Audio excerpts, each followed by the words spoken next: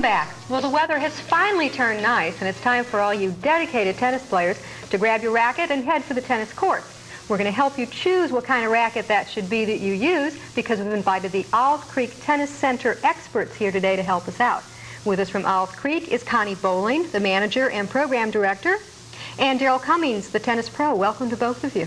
Thank you. And we are going to be talking a lot about rackets today, obviously the most essential part of the equipment for a tennis player. When we spoke earlier, I was surprised to find out how much had changed technology-wise in rackets in just the last 5 or 10 years. Darryl, since you're the pro, why don't you show us what some of those changes have been? Well, Diane, about 10 years ago, this was your only choice when you went to go play tennis. You could either get a wooden racket or you could get a wooden racket. So or now, with racket, right.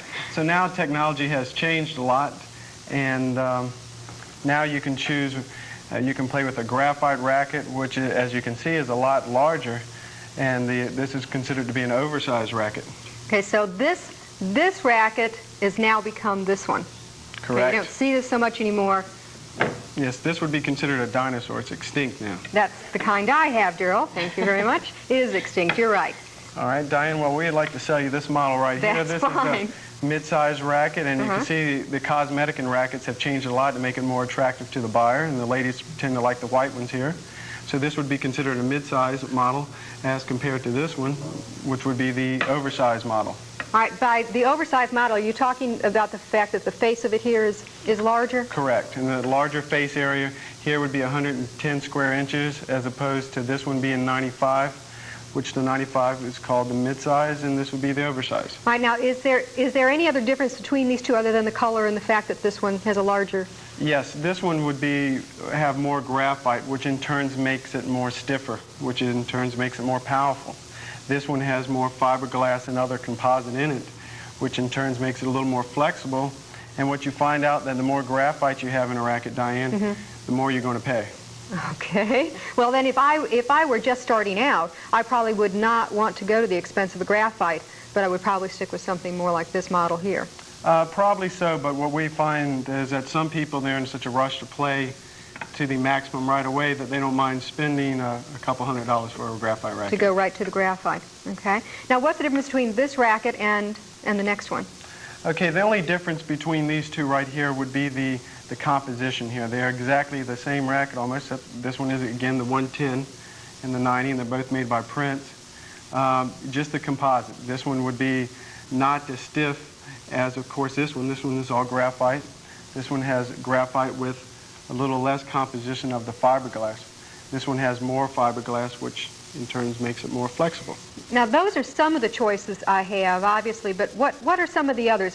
I know when you used to get the wooden model, you could get a different size grip to fit your hand or whatever. Is that true with these as well? Yes, when you go to pick out a racket, when you're buying a new racket, the first thing you want to do is find something that feels comfortable to you. You might like the graphite, the all graphite, or you might like the one with the fiberglass or whatever. After it feels comfortable to you, you want to get your right size grip size. Okay, and a pro at most clubs, and especially ours, we can help you fit the right grip. After you get the grip, then you just choose the string, and after you choose the string, you choose the tension. All right, now, if I don't know that much about any of these rackets, Connie, is there somebody out at Owls Creek that you can choose? What are the basic differences? The basic difference is two things. One would be texture, like one could be very, very rough, or one could be very, very smooth. And the other is the gauge, which means the thinner the gauge, the more lively the string. Or you could get a real thick gauge. Just as tennis rackets have changed, so as strings. Thick gauge used to be in. Now they have the 16 gauge, which is one of the thinnest strings to play with. Now, what is the difference when I'm playing? Is it speed or distance or? Actually, it's the feel. If you have a thick string, you can really feel the ball. If you have a thin string, the ball kind of jumps. So for people who have a lot of arm trouble, they would like the thinner gauge because that isn't felt on the arm as much. Okay, so there are a lot of variables here. Again, though, the people out at Owls Creek can help me, or any of our viewers, choose the best one at large expense. Not very many. We would have a couple of people who think that maybe the racket was a little bit heavier, if the strings were strung a little bit tighter, They'd come and say, well, I'm hitting the balls too long, and I'd like my string strung a little bit tighter. And I think, and then just like me, maybe it's an outlet of, it's an excuse. They think it's going to make the game that much better. Well, what about people who don't know how to play? Recreation. What can you do for them out exercise? And I wish you all the best of luck out at Owls Creek this spring and summer. Now that the weather has finally decided to cooperate, I know you all will be busy, so I want to encourage people to give you a call. What number would they call you at, Connie? It would be 422-4716, and they can speak to anyone that answers the phone. Most anyone should be able to help them.